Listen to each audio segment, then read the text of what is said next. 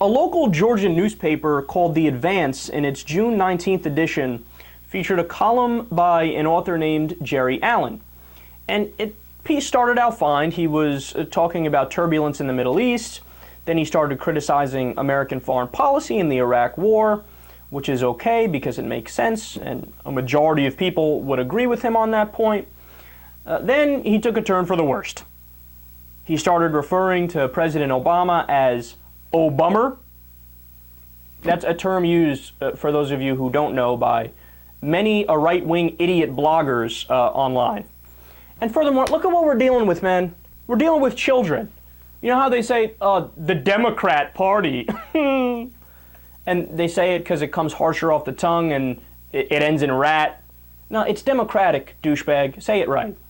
And then Barack Hussein Obama. You get it? Because Saddam Hussein, he was the evil guy, so it's like Barack's evil and he's our president, but we don't like him, so fuck him. Children, utter children. But then the piece got really bad. He criticized Obama for not calling a no-fly zone over Syria and said he did that because he's either a Muslim or a Muslim sympathizer. Really? We're not past this argument yet? Over 5 years? Really? But understand, he just finished criticizing the Iraq War about how it was a bad idea. So wait a second. In the Iraq War, we killed over 100,000 Muslims.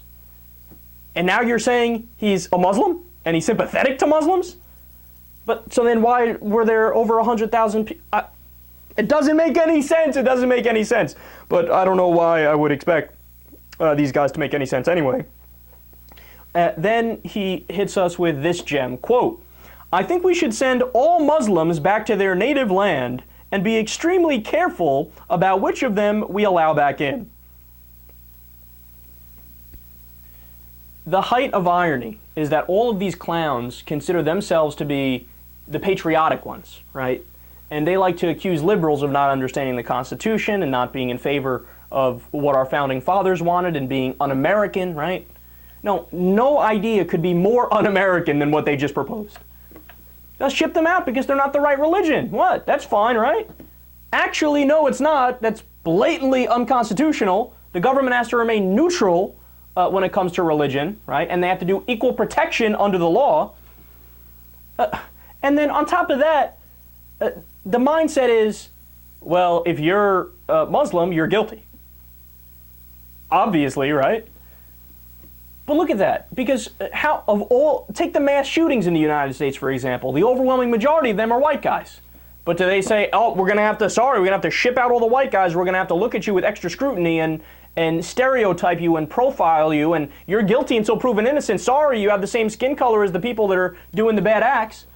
No, they never do that, because when it's a white person, you're granted the fact that it's an individual. Oh, you're an individual. You don't do groupthink, and we can look at you on a case-by-case basis. But if it's Muslims, all guilty, get out. You're all kicked out of the country. Sorry.